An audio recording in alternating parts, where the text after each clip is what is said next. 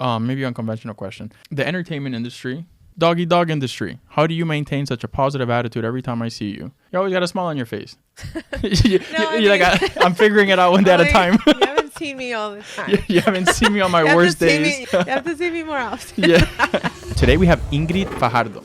She is a staff writer and social media manager at Billboard Latin. We are honored to have you here. What's up? Very excited to be here. This is your first podcast. It's my first podcast. How'd you end up in this industry? At what age did you know you liked this? I started knocking doors and it was kind of hard at the beginning. I started my own thing. Okay. A long time ago, I had my own website. So we made a show called, again, it was top trending. And we had it for 2.5 years. And then I finally got my first big job at Telemundo. Last year in Latin Billboard, you guys had it over there. Yes. Oh, yeah. Of course. That was badass. Everybody was going nuts that day. They're sending you literally to the most important events in Latin music. I've also seen you at Billboard Latin Week, which I think is genius. To clarify to everybody, it's the week leading up to Latin Billboard, right? You have a few days where you actually do panels, you do keynotes with executives from the industry, from streaming, from distributors. Oh yeah, it takes a lot of months of preparation. We start very early. That week, it's really fun, but it's very stressful at the same time. Yeah, it's a lot of days. Yeah. And it's all day. Yeah. No, I mean, I really love what I do. Yeah. I'm very grateful. Every day, it's pretty much like a dream. Yeah. Hey guys, my name is Ingrid Fajardo, and you're watching Hustle Inspires Hustle with Alex Quin. What's going on, everyone? This is Alex Quin, and we are on the Hustle Inspires Hustle podcast. Today, we have Ingrid Fajardo. She is a staff writer and social media manager at Billboard Latin. We are honored to have you here. What's up? Hi, how are you? Thank you so much for the invite. Yeah. Very excited to be here. This is your first podcast. It's my first podcast, so... I was shitting myself on my first podcast, so I'm going to take it easy on you. I was very nervous. I told you I had nightmares. But I made it and I got... Well, you're used to being behind the camera, right? Yeah. Well, sometimes in front. I have done both. I've done producing and I've also done hosting. Yeah, we run into each other all the time. All the time. Yeah, you put in great work down here. Thank you. How long have you been living in Miami? Has it always been your city? No, I have been here for 14 years. Okay. Around 14 years. Where were you before? Guatemala. Born and raised. Oh, man. And you came over here to do big things. That's amazing. Well, it took me a while. Yeah. I mean, I started knocking doors and it was kind of hard at the beginning. So yeah. I started my own thing. Okay. A long time ago, I had my own website, entertainment website. Okay. Called Top Trending. Okay. And I did that for a long time, for, I don't know, 8 years. It's entertainment reporting, entertainment news, all that? Everything. Yeah. And then we had a TV show in Guatemala from those interviews that I was doing here. Oh, so you would produce here, do the interviews, and then you would syndicate over there? Yes. So we made a show called, again, it was Top Trending. Yeah. And we had it for 2.5 years. Yeah. And then I finally got my first big job at Telemundo, like I was telling you. So how'd you end up in this industry? At what age did you know you liked this? Or was it by accident? Since probably I was born. Yeah. No, yeah. I mean, when I was living in Guatemala, I didn't know all these things you could see here, Yeah. But when I moved here and I just knew I wanted to work on TV. Was it something like growing up, you're always watching documentaries, film, TV, shows? Yeah, I specials. always had a big passion for music, well, Latin music. Yeah. But I was telling you, over there, I really didn't know, besides TV, what else I could do. Yeah. So until I moved here, that's when all the websites and everything started growing up. Mm-hmm. And that's when I was like, okay, I can do my own website. And that's how it started. It's a crazy industry. You have to love it to be in it. I myself love it. I'm in it, I guess, indirectly because I'm an advertiser. Mm-hmm. I run a marketing company. And that's what I've been doing for the last decade. But I'm very passionate about media. Obviously, I have a podcast. I have media outlets. And I recognize the tremendous amount of work that goes behind what people see you produce. Oh, yeah. from home, like from their house, seeing what you're producing, but they don't know all the work that goes into that. They're showing up, they're preparing the equipment, the production, the pre-production, the post-production. It's just a whole lot of work. Yeah. And we were talking about, I think we were at the Zorro, was that at the Zorro premiere? I think I saw you at? Yeah, we briefly talked about that. That was a good premiere, by the way. That was very nice. It was fun, like a start of the year. Yeah. And then we have premios last week. Premios was crazy. And that was crazy too. Yeah. It's crazy. Like, it's Premio Lo Nuestro, fun. to be clear. Premio Lo Nuestro, yeah. It's fun, but it is a lot of work. Yeah. Like the full week and then the day off. Yeah. Then the next day. Yeah. And you're one of the biggest outlets, so, I mean, no pressure, right? Yeah. Yeah, it's true. It's true. But I think it says a lot about you that they trust you with all this stuff, because they're sending you literally to the most important events in Latin music. Like I've also seen you at Billboard Latin Week, which I think is genius. Because imagine when you were first starting out, if you would have gotten to go to like Latin Billboard Week, how much you would have learned, how many connections you would have made, so many things that you don't know because you don't know what you don't know. But it's to clarify to everybody, it's the week leading up to Latin Billboard, right? You have a few days where you actually do panels, you do keynotes with executives from the industry, from streaming, from distributors, but you also have managers, producers. You have people from your team, yourself interviewing people, Jessica interviewing people, Layla interviewing people, which is your team. You guys are a team of badass girls running Billboard Latin. So shout out to them. But you learn a lot there. And the crowd gets to ask questions, which is, I've never seen that happen in the industry before. So I'm really excited that you guys are working on that. How has that been? Really good. I remember the first time I went, and I wasn't working with them. And it was a long time ago. Like when I started, maybe like 2 years after I started. Yeah. And I went the first time and I was like, oh my God, this is like a real university. Yeah. Pretty much. Like a dream. No, and everything that you learn from the people that are the speakers and the interviews, the way that also that Layla interviews, it's, for me as a journalist, it's like amazing, just like really cool conversations, but very inspiring at the same time. Yeah. So now being able to work at it, it's amazing. It's a lot of work. It takes a lot of preparation. It takes a lot of months of preparation. We start very early.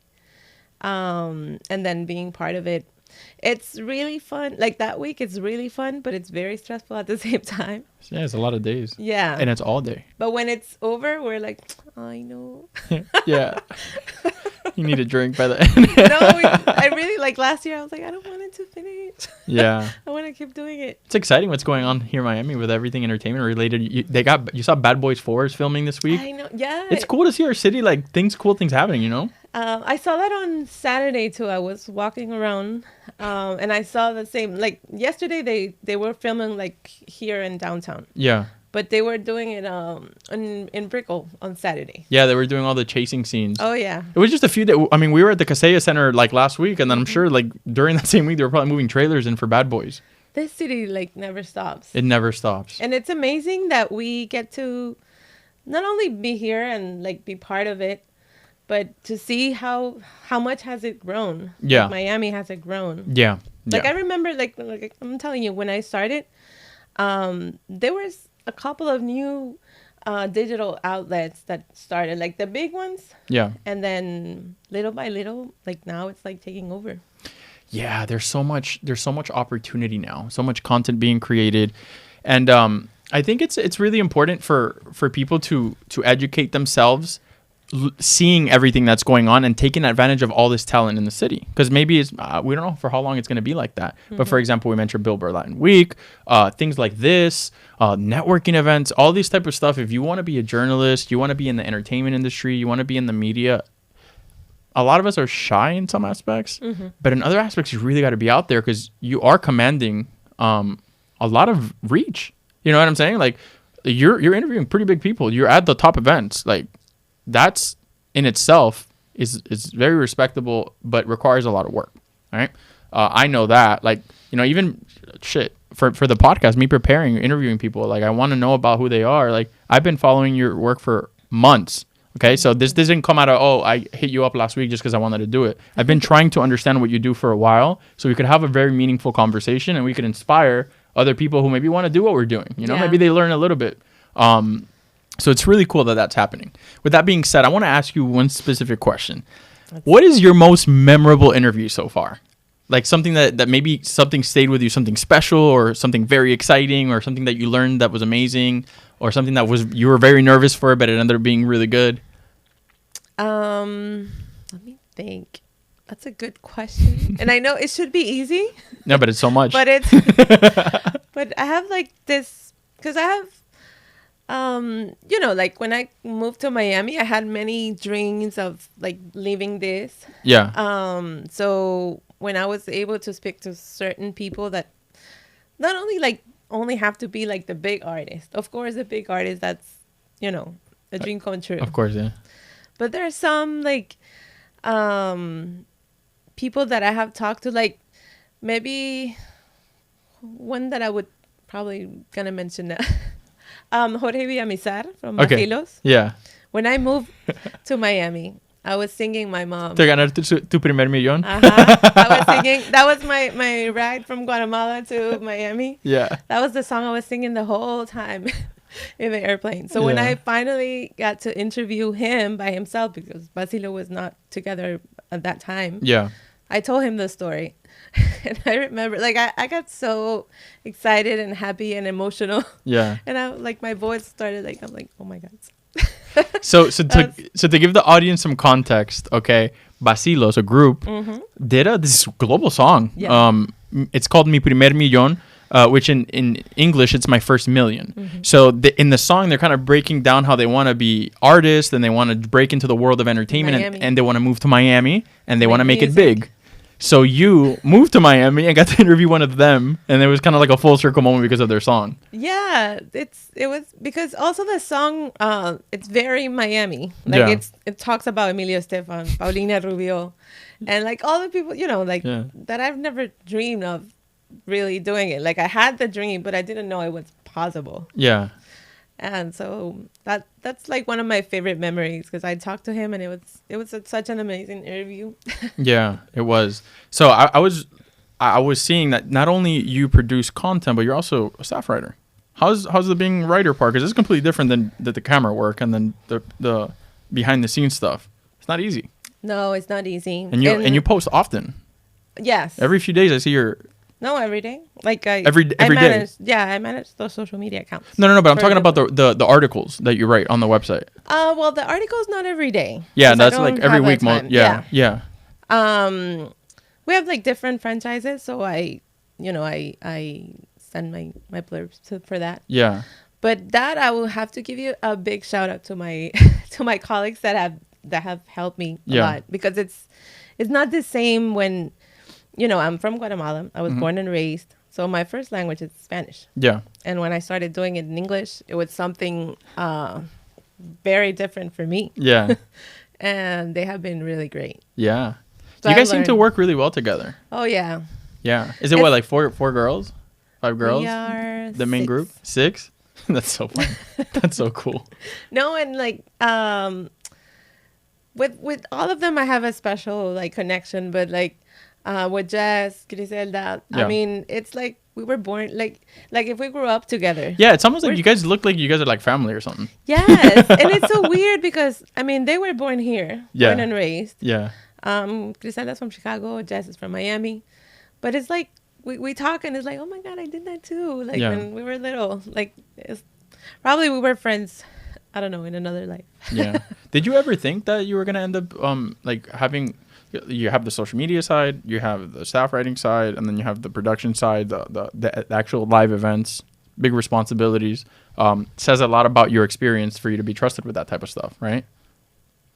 Yeah. I mean, I did it for almost 5 years in Telemundo. Okay. And that gave me a lot of experience. Telemundo here in Miami. Yes. Yeah. I managed the first 2.5, 3 years. I managed the main account, which is like the Telemundo account. Yeah. So that was like a little bit of everything.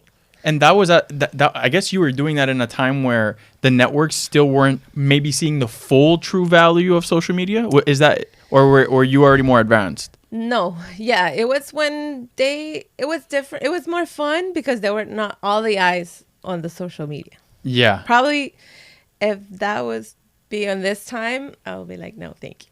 Yeah. Because all the eyes now are on social media, and for I don't know, it's different. But in that time, they were like, oh yeah. I mean, it was important, but it wasn't like the main focus. Yeah. Now it's like all eyes it's on there. everything. And especially with a big brand like Telemundo that has, like novelas, reality shows, and everything. Yeah. But that was good. Then I did that also.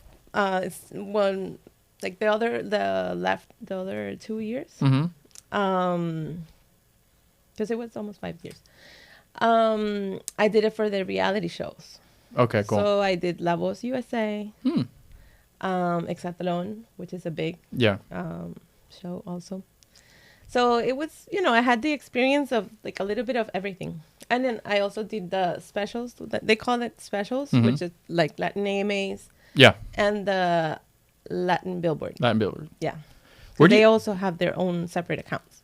Where do you draw your inspiration from? Like, what keeps you going? Like, what? I think music. For me, music. Yeah? I love music. What genre? Oh. Is it bachata? No. No? Reggaeton? Oh yeah, it's a mix. You would never guess like a playlist of mine. Yeah. I can go from like reggaeton, like very boricua, like if I was born there. Yeah. And then I have this regional Mexican side. Yeah. We all have that, a little bit of that one. Oh my God, yeah. Yeah. And you like hip hop? That no. Not very big on it? No. Do you like Latin R&B? Because that's gotten so big, and R&B has always been really, really big. So you've seen Dalex do a lot of R&B. You see like Alex Rose from that reggaeton side. Raul Alejandro himself is doing a lot of R&B. I really enjoy that because it's more lovey-dovey, more smooth, than the actual hip hop itself. Yeah, I was never really big into that. Yeah. I remember when I moved to Miami and I had friends from here, born and raised here. They would put you onto R&B it. And I was like, I know. No, I don't know why. Like, and I love pop. Like, I grew up with pop in Guatemala. Okay. Like, that 90s pop. Okay. Who were you listening to back in the day? Michael, of course. No, in Spanish. Oh, Spanish pop. Yeah. Oh, okay. That would Talk to me about some. Yeah. Teach me. Well, when I was little. I don't want to say my age, but it's okay. No. When I was little, like I was really big fan of Magneto. Okay. Mercurio. That's like very 90s. Okay. But then Sin Bandera. Okay. Camila, yeah. Who else? I don't remember. So like the era of groups too. Oh yeah. What do you think about K-pop? K-pop, it's fun. Right? I'd never got into it. I haven't figured it out yet fully, but I see what they're doing, and they got a big operation going on over there. It's amazing. Yeah, right. Like I saw a little bit of BTS and all, but I don't know. It hasn't got me. There's a lot to learn there though from them, at least for like us Latinos, and especially for groups. There's not a lot of groups right now, but the way they bring themselves together, the way they train, the way they do everything, it's very organized. It's almost like they have a 10-20 year plan for these types of things. Yeah. Yeah. It's pretty impressive to see that. It's huge. Yeah. I was watching a documentary, but I don't want to talk about it too much because I haven't. You're not a pro. Learned it. Yeah. So I don't want to. So speaking of groups, last year in Latin Billboard, you guys had Innovate. Yes. Oh yeah. Of course. That was badass. Everybody was going nuts that day. Yeah, that's like the candy for adults. Yeah, you're probably freaking out, right? Because it's something the same. Like we were young and we never thought we would have them together, and then to have them back and be able to talk to them again and see a little bit of what they have done it. Oh, everything that they did, the tour, that was something amazing. The numbers that they did. Wild. And to see so many young people listening to their stuff now. Yeah. Because to give everybody some context, RBD, okay, they were popping, like 20 years ago? 15, 20 years ago? 20 years. Okay. And they did they stop putting music out altogether and touring, or they were just sporadically doing it? they stopped doing everything. Altogether. Yeah, And they came back together last year. they came back together last year. And With not an album, I think, but singles. it is my opinion that a lot of these like groups and artists that are starting to like get heard again, it's been like a catalyst with TikTok. Like for example, like T-Pain. T-Pain, like from the R&B side in the American world, has gotten really popular again because of TikTok. And like to see what Reunited is doing, having their old fans, like that nostalgia, and then these new fans that they've created, it's almost like they kickstarted their career again, like new opportunity, like a new lease on life. Really cool to see it.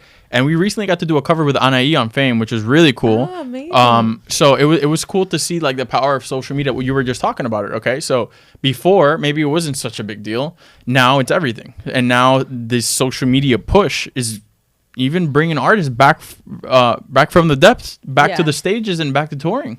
No, and like, and like Anaí was part of a culture. Yeah. Like, like all the girls follow her since forever. Like, I mean, she has been doing things since she was little. Yeah.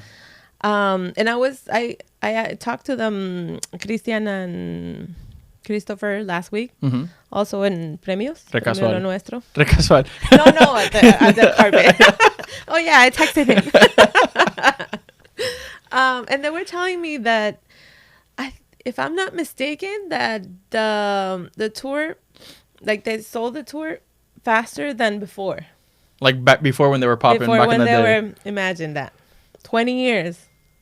Yeah. And they learned a lot too, because when we were during Latin Billboard week, they talked about how, they're adults now. Like they now understand the business side, which before it could have been like a challenge for them to overcome a lot of issues from the business perspective, because like a lot of people tend to forget that it's more than just the music and making it fun and making it sound good in the music videos. There's a whole business world behind that of hundreds, if not dozens of people who have their hand in the pot, making a decision, making money out of this, making money out of that. And a lot of the times artists aren't able to make all the decisions they want for themselves. But now with this new perspective that they have and this new opportunity that they have, they get to approach their tour and their artistry a lot differently, which I think is really cool. No, especially for them, because they started doing the soap opera first, I believe. And back in the day. That's how they became famous. They did a soap opera. Rebelde. Rebelde, yeah. And it got big, like, before they knew it. Yeah, kind of like Hannah Montana. Yeah, they didn't know. Yeah. They didn't know, so everything started happening, like, really fast. They didn't even have time to, like, process how big they were getting. Yeah. And then that's why also they didn't enjoy that much. Yeah. And that, I've seen that a lot. I love all the, like, the nostalgia tours. Yeah. Because there's one also for the 90s pop, done in Spanish. Okay. Like a festival type thing? What do you mean? They have a concert, like it's a concept called 90s pop tour. Okay. It's going on in a couple places in the U.S. Really? But it's getting big in Latin America and Mexico. Cool. So they have Faye, they have Magneto. I mean, you're pretty young. I'll learn. I don't know. I can learn a little bit. Yeah. No, you taught me something today. But they all, they're all together, and it's the same with RBD. Like, they're finally having the time to just enjoy what they do. Yeah. Like before, it's just like they're managed. They're like little puppets, kind of. Yeah. Because you don't even have the time to stop and think. No. It's go here, interview, photo shoot, tour, this. And if you kind of like try to stop it, you can't. Like when it all slows down is when you realize, oh shit, I could have done it like this. I could have done it like that. They're too young. Yeah. So it's like live giving them like a second opportunity. Yeah. Same with Pandora and Flans. I don't know if you... I do not know. Okay. They're more 80s.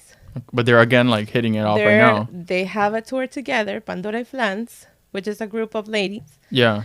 Also nostalgia tour, a little bit. Yeah.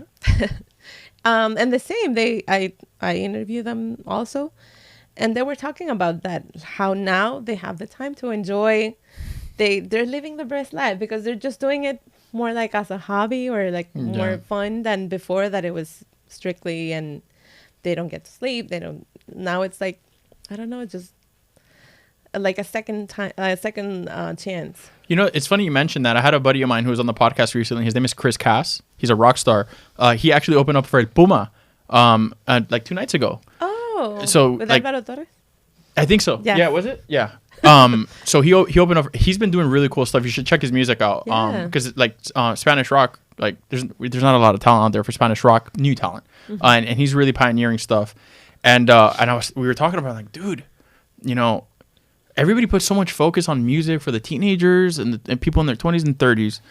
But we are maybe neglecting the fact that there's so many artists out there that are still being heard, that tours are not being built around them, and that there's a crowd of people who are willing to go to those shows. Of course. You know how long I waited to go to that concert that I've been telling you? Yeah. Magneto, Mercurio, and all that. Like, do you buy the merch when you go to the shows? Like, are you a merch gal? Not really. The only ones I did, it's Servando y Florentino. Servando y Florentino. They're from Venezuela. Okay. That's the other pop. Okay. They're brothers. Nice. They're really good. They come from like a big group of salsa. Okay. From, I think it's also the 90s. And they were like very young when they started. It was like a huge salserín. Have you heard it? Salserín. It was like a big band of salsa, pretty much like babies, kids, because they were like the youngest one had like 5 years. And the rest of them maybe like 14, the oldest one. And then they got really big, and it was just Servando and Florentino. It's 2. That merch I bought. Yeah. Do you enjoy salsa? Yeah, I think it's having a big moment back. Which artists do you think? I could think of 1 or 2. Figueroa and Cristian Alicea. Oh, yeah. I love them. Those guys are doing their thing, Yes. right? Really cool to see what they're doing, man. Because it's almost ashamed to see maybe a genre start to dwindle. And seeing them inject fire into it now is like, damn, yeah, let's go. No, it's getting back. Yeah. I don't know if you heard it, but Sergio George just dropped a new song also with Jay Wheeler. No, he did not. Oh, yes, on Friday. That is crazy. Camilo also dropped a new like EP, and it has salsa. Wow. So I think it's getting there. Like, they're working. I love how much Luis Figueroa has been, very consistent in that. Like he's been doing it for a long time. Yeah. When nobody was doing it. Yeah. Well, now that there's a lot of attention on Latin, it's the opportunity for regional Mexican, for bachata, for salsa, for a lot of these other genres to kind of get a little bit of spotlight, because there's a lot of cross collaboration. You see it on the American side in hip hop and R&B and pop. Everybody's starting to collaborate with each other, and it's much easier now to do it, right? There's a lot of great music being done in Africa. Like Afro beats are so badass right now. Electronic, it's always big. You're seeing a lot of artists do electronic. Like, for example, Young Miko is doing electronic now. I think it's with Skrillex or Deadmau5. I'm not entirely sure. But there was one of those house DJs, Fade too. He's about to drop some stuff. And Jay Wheeler himself has a voice for that. Carol also with Tiesto. Yeah. So it's really, really interesting. Yeah. Did you see her on the Griselda show? That was funny to see her. Yeah. I'm sure there's a lot more coming from the acting side on her end. I really like what the artists are doing with merchandising. Yeah. Like Eladio Carrion recently dropped his sneakers with New Balance. That's gotten a lot of a lot of attention. But I think it's been decades of work of past artists laying down the bricks for people to be able to walk that road, both from the American side and from the Latin side. There is so much diversity now in which people who are a public figure, what they could do. They could get into acting. They could get a shoe. They could write a book. Like they're like your colleague Leila Cobo. She wrote Decoding Despacito. Mm-hmm. So that was cool. I bought that as soon as I was one of the first to buy it, I think. Oh, really? Yeah. I'm telling you, I like the work you guys do. I respect the work you guys do, and that's why we wanted to have you on here. I want you to inspire a bunch of youngins to be a badass too. So yeah, the book writing process, it's extensive. I can't imagine. I'm on my 3rd one. Oh, really? Yeah, I'm on my 3rd. I have a one marketing book, one children's book, and I'm working on another marketing book now. Oh, wow. Yeah. That's amazing. Yeah. I'm a full marketing nerd. How did you get inspired with a children's book? I mean, I could understand the other. Well, yeah, that's a very valid question. It was 2020 March, and I was in my house locked up. We all thought we were gonna die. Yeah. For a moment there. And I read a lot. And I was sitting there and I was talking to my business partner, and we're like, you know, there's so many kids at home right now. Maybe they're scared, maybe they don't know what's going on, but this is definitely not good for the kids, like locked up this long. They're either spending too much time on screen, maybe they're like sad, worried, whatever kind of trauma that made an impact on their life. I was like, I remember when I was growing up, I still have my books from when I was little in a box. When I was growing up, I had a lot of picture books, children's books, and they were really important to me. Like, shit, I still have them, you know? So I said, I want to create a children's book that can instill values into kids. And like 4 years to finish it because I didn't think it was going to be that hard to do a children's book. I think it was harder than the actual marketing book. And we released last year. It's called Polo's Day at the Park. Oh, and it's a book about a puppy who goes to a park. And I love New York, so it's based around Central Park. Yeah. And the puppy goes, and the puppy's best friend lets him loose so he could go play. And he runs into different animals. And he runs into different scenarios where he has to learn about respecting somebody's job, respecting nature, respecting differences.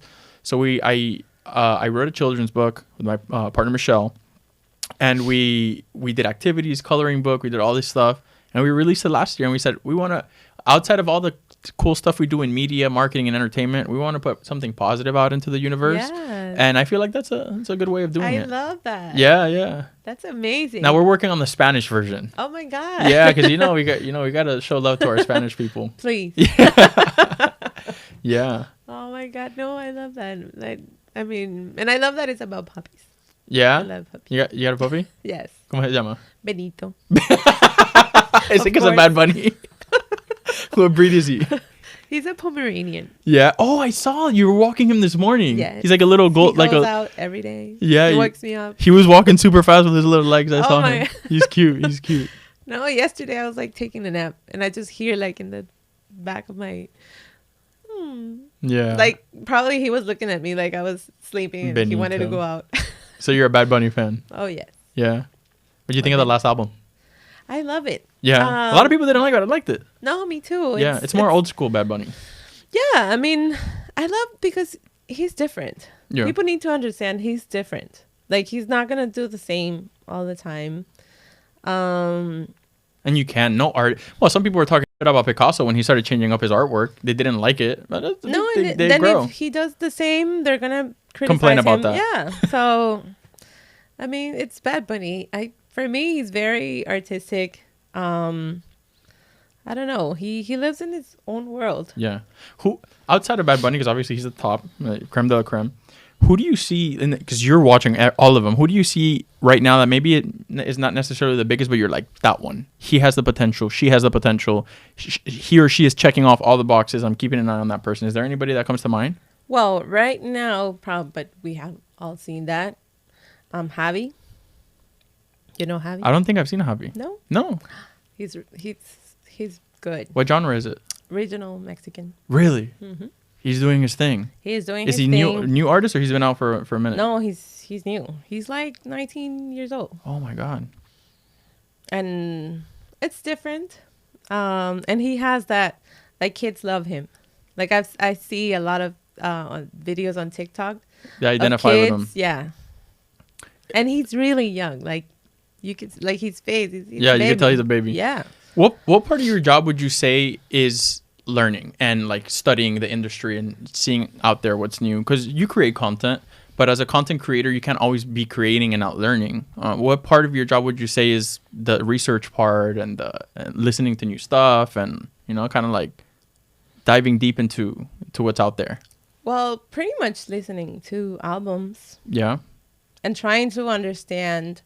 Like, I love, sometimes we get invited to the studios to listen to the albums. Yeah. And they talk about how they created. Like, for me, that part of the creative process, it's surreal. Like, it's something I really, really enjoy to see in how they create. Yes. It's incredible to see them in the studio, right? Oh, yeah. And then when they explain the songs. You get a rush. And the passion that they have for the songs. And Like that part for me, I think it's my favorite. It's like magical almost, right? Yes. Everybody should get a chance at least one time in their life to see musicians work in a studio. Because good musicians, because if they suck. No, and you know something I learned last year that I didn't know existed? I did an interview with Karol G's musical director. Yeah. Okay. And he's doing it. He works with Fonzie. He's doing Grupo Frontera now. Nice. But we had an interview before the Mañana Será Bonito tour. Yeah. And he explained to me like the whole process of that. Like it's not that they're like just, oh, okay, let's do this 10 songs in the tour. No, he creates new, like different experiences for each city. For each city and based off streaming numbers and all that. Yeah. Everything. Yeah. Like in the songs, like what song is popular in that city? So give them what they want. Yeah. A little bit of everything and just to kind of like give a fresh sound to the songs. Yeah. I got invited by Karol G's team to the Mañana Será Bonito Miami leg last year. Dude, she's on some other shit. My God, yeah. Morgan Freeman was the voiceover of the concert. I remember I was with my mom. I'm like, Mom, that's Morgan Freeman like talking on the speakers and then the graphics, right? And they do the photo booths and they do the merch. And I like what she did in Medellin. I have an episode coming out on Karol G here for the podcast. So it's cool that we're talking about it. She brought out screens and speakers to neighborhoods in the city where people maybe couldn't have made it to the concert, and she streamed the concert for them there. So people are like in the street dancing. That stuff is cool, and the innovation is cool. Yes. No, and everything that she's touring right now in Latin America. I think as we speak, she's going to Guatemala. Like I think this week. The things that she did in Mexico. Yeah. Well, she invited this kid, Javi. Oh, also, she had him? Yeah. She had him come out. Yeah. She's really good about supporting local talent when she goes to that country. Local talent, new talent, because she did it before with other songs. Didn't she do Anaí like last year, 2 years ago? Did she bring her out? Yeah. I think that was a push of Anaí wanting to do a tour with RBD. Yeah. I don't know if that's the case, but it definitely helped. Yeah, because she was focused on her kids and her family and everything. And I think when she felt like how people really loved her, she probably decided to go back to RBD for a tour. Yeah.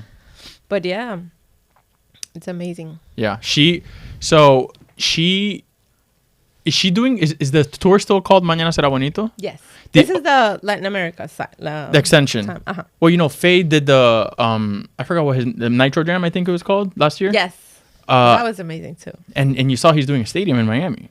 I think it's his first stadium. He's doing Hard Rock Stadium. Oh, really? Yeah. That I didn't remember. So he just did a song with ATL Jacob, Luna. Yeah. And I think it's ATL Jacob's, because ATL Jacob is hip hop. Yeah. I think that's ATL Jacob's first Latin song, and it went 6 on Spotify, global. Wow. Now Fade is doing a stadium. So now we're seeing this evolution of not only like Latin artists, but American artists doing stadiums and stadium tours, which it's not very common. No. Like, for example, Karol G's entire United States tour was stadiums. Yeah. You got to think about the magnitude. There's even American artists that can't do stadiums.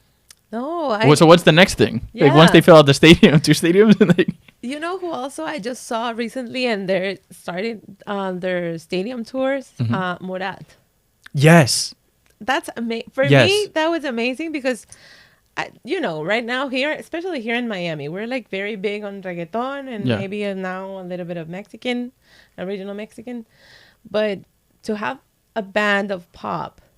Yeah. And it was full. It was packed. The Casella Center.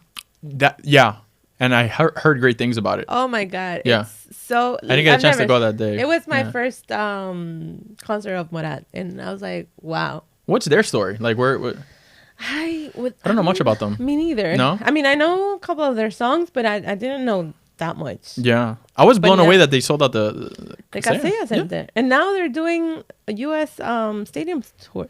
But the thing is that streaming and social media have really blown up music because before, to sell out, well, it was called the American Airlines Arena and then the FTX, and now it's the Casella. It's the Miami Arena, right? before selling that out was almost like impossible. Yeah. Like it was like, yo, you're doing that? You're like a rock star. I remember when Nicky Jam started popping off and he parked his Lamborghini out front and he was like freaking out. Now it's like a lot more common to see that, like even the comedians didn't. Marco recently, like, that's crazy. Yeah. Yeah. That was last year, no?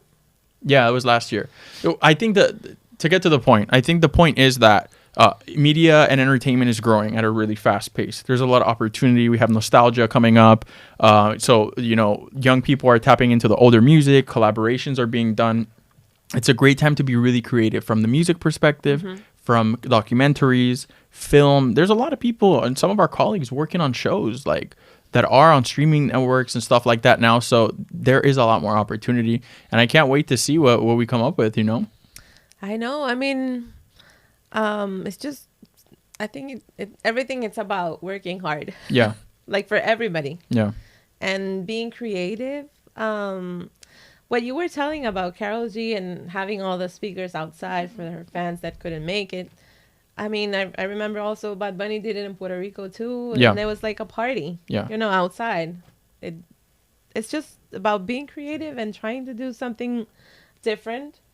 And of course, using social media and digital for more exposure. So a question for you, maybe unconventional question. The entertainment industry, doggy dog industry, how do you maintain such a positive attitude every time I see you in such a difficult workplace sometimes? You always got a smile on your face. Oh, thank you. How's that? I don't know. I'm figuring it out one day at a time. You haven't seen me all the time. You haven't seen me on my worst days. You have to see me more often. Yeah. No, I mean, I really love what I do. Yeah. I'm very grateful. I don't know. I just enjoy and just living a dream. Like every day, it's pretty much like a dream. Yeah. So, how do you want to be remembered, Ingrid? As somebody that never gave up. Okay. That's very intense. No, that wanted to do her dreams, and I don't know. I mean, I've met so many beautiful people in Miami, like in the industry. Yeah. That have helped me and everything, and like I'm telling you, like very grateful always. Yeah. And now you have an opportunity to indirectly mentor many, because although this is a conversation between you and I, and we're hitting it off, we're talking, you'd be surprised how many people listen and go and see, and they look up to what you do, and there's always the next generation. That's why I did the children's book. That's why I do this, because we learn, we have a good time, but as we learn, we can help others learn with us indirectly. Of course, yeah. We're not maybe in their house telling them what to do, but they're listening to us. They're watching your stories. They're seeing what you're doing on Billboard. Like, you're managing that social media. It's you. So I'm a big believer that you have to give people their flowers while they're alive. So congratulations for everything that you're doing. Thank you for being here today. Where are your most active social medias where we could follow you? Well, all my social media accounts is just Ingrid Fajardo with double O. Okay. So if you're listening, or watching, on whatever platform you're listening on, like YouTube, Spotify, whatever, on the show notes, you're going to find everything we talked about here. The Billboard pages, her social medias, or you could go to hustleinspireshustle.com/podcast, and you can find our episode, right? So there you have it, y'all. I'm Alex Quinn. We're at HGAP Studios in Miami today with Ingrid Fajardo. Hopefully it's not the last episode. This was really fun. Thank you for taking the time. I know it was your first. No. I'm very humbled and honored that you invited me today. Thank you so much. Of course. All right, y'all. You heard it. Catch you on the next episode.